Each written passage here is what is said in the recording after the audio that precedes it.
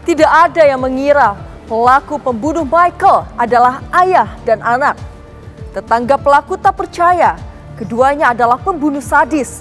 Padahal Kasrani dan Agung dikenal baik di lingkungannya. Sedangkan keluarga Michael tak mengira mereka bakal kehilangan anak yang terkenal supel dan pandai bergaul. Inilah serial Tabir, tragedi Michael, sopir taksi online. Pesan Michael sebelum berpulang.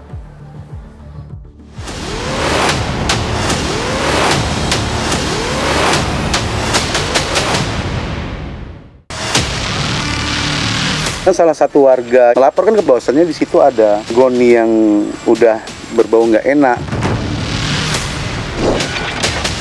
Kita bilang sama anak, kalau kita ngambil mobil taksi online, nanti kita ambil mobilnya, kita jadikan mobil berjalan.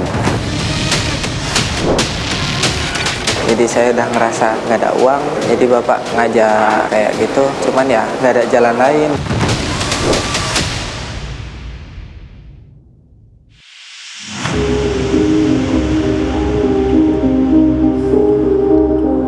Saat menuju ke lokasi penemuan jasad Michael, kami bertemu Juanda, kepala dusun Pasar Rawa, Kabupaten Langkat, sekaligus kerabat kedua pelaku.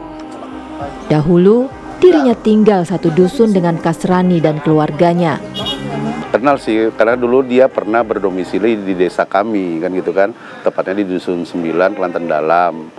Tapi itu kami kenalnya juga, dekatnya dulu sama pelaku ini, waktu masih masa-masa mudanya dulu, kan gitu kan. Setelah dia udah berumah tangga, dia pun sudah nggak berdomisili di dusun kami lagi, atau di desa kami lagi. Dia berdomisilinya, setahu kami, di desa Payabengkuang, memang masih kecamatan Gebang juga gitu, Mbak. Juanda sangat kaget saat tahu sosok yang ia kenal merupakan tersangka di balik karung berisi mayat. Pasalnya, setelah keluarga Kasrani pindah, dirinya sudah tidak lagi mengetahui kabar Kasrani. Kalau sepengetahuan kami ya dari kecil, lebih lah. Kalau dari kecil dia dari sampai masa menikah, ya gitulah Mbak, kan ya puluhan tahun juga sih lama di Dusun 9 tersebut, kan gitu. Tinggal itu satu keluarga atau gimana, Pak? Satu keluarga sama orang tua, ya sama orang tua lah waktu mereka masih ininya lah, masa mudanya kan gitu sama orang tuanya gitu. Di mata Juanda, Kasrani dan Agung merupakan sosok yang baik dan ramah. Bahkan mereka berasal dari keluarga yang cukup disegani. Tak hanya itu, Agung pun dikenal berprestasi sebagai atlet panahan di dusunnya.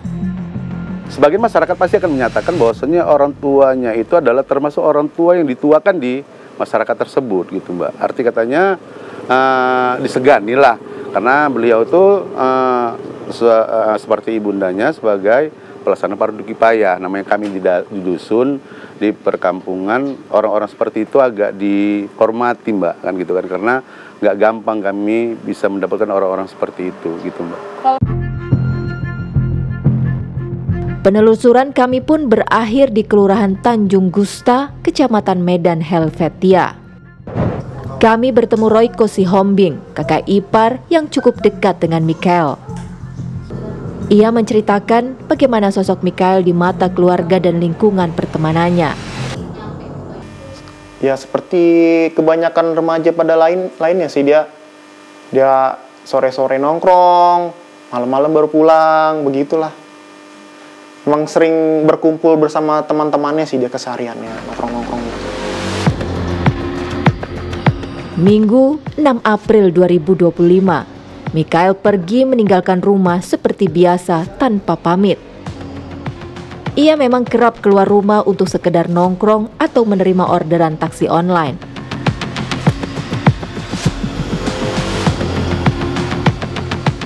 Keesokannya, Michael tak kunjung pulang. Keluarga pun berusaha mencari keberadaannya.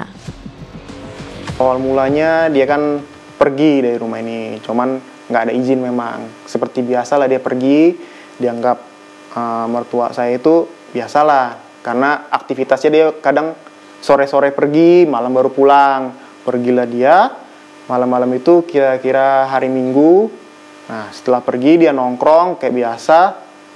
Nah, terus tiba-tiba mertua saya itu ngabarin lah pas pagi-paginya hari Senin. Ini si Kael ini nggak ada kabar ini, kemana ini? Coba tanya teman-temannya. Begitulah ke istri saya dibilang kan, cari tahu. Dapatlah satu titik terang. Temannya itu katanya ada dia di chat jam 1 dini hari pada hari Senin itu. Dia ngechat share lokasi live, kebetulan live lokasi. Dan dia dengan kata-kata jaga-jaga.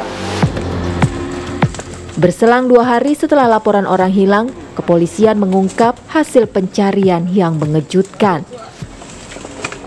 Nah, pada hari Selasanya itu, malam-malam dapat informasi ada pergerakan dari Polrestabes Medan.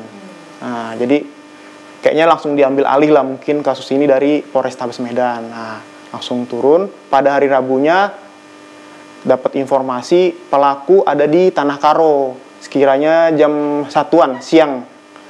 Pelaku dengan membawa mobil tersebut. Nah, dari hasil interogasi pelaku itu didapat bahwa dia merampok dengan cara dibunuh dan mayatnya dibuang di sungai di daerah Langkat. Yang cukup mengagetkan keluarga Mikael adalah pelaku merupakan sepasang ayah dan anak. Nggak habis pikir juga gitu. Kalau secara hati nurani orang tua kok mau gitu mendukung anaknya melakukan kejahatan seperti itu. Kayak mana lagi semua itu kan sudah terjadi. Cuman mungkin kami kalau dibilang ikhlas, cuman caranya ini kenapa harus dengan cara begitu gitu. Kalau memang mau ambil mobilnya silakanlah ambil mobil. Cuman itulah kematiannya itu tragis, itu yang kami masih nggak percaya gitu. Mudah-mudahan lah harapan kami tidak ada lagi korban lainnya seperti yang dialami oleh adik saya ini. Mudah-mudahan ini yang terakhir lah. Kalau kami sih ya memaafkan pastinya.